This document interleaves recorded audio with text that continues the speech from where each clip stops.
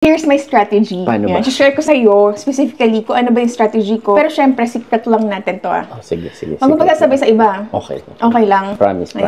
So, ngayon ang ginagamit ko actually, support and resistance lang. Okay. Mahanap ko yung support and resistance through Bollinger Band. So, it will be easier for me to spot nasan ba yung support and resistance. So, basically, may kita mo dito na uptrend siya. Kasi gumagamit din ako ng moving average 200. So, 200 moving average, it's the average of 200 candlesticks. So, maghahanap lang tayo ng buying opportunity, di ba? Yes, so, yung kanina nakakita ko ng buying opportunity dito. That's why nag-buy ako ngayon. So, nung pag-top niya dito sa moving 20 natin, moving average 20, yan, meron tayong total of $200, di ba? But, ito is, ano ko lang yan, break even ko, ay ano ko lang yan, close, nag-partial close lang ako. Kasi, for today, meron na akong total of $2,000, 126. Isang araw, 100,000 na yung kinita mo? Yes. So, that's my target for myself. So, dapat daily. 2K per day. Dapat daily, $2,000 yung nai-hit ko na income from my trading. Para at least sa isang buwan, meron na akong 1 million.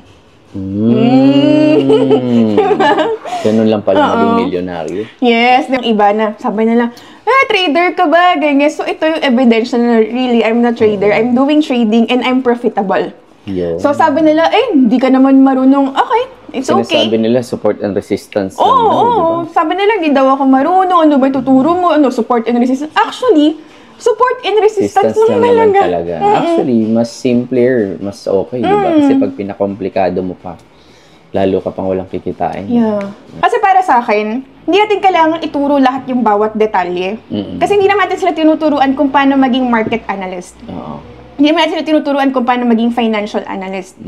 Tinuturuan natin sila kung paano maging profitable trader. Yun. Diba? Yun ang gusto ko.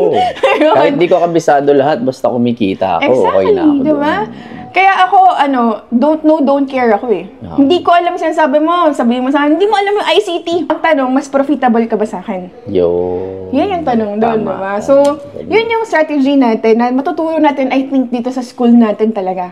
Na makakatulong sa nila para maging profitable and kumita din ng $2,000 per month. Nice. Galing. Thank you sa tips mo. Napakatindi.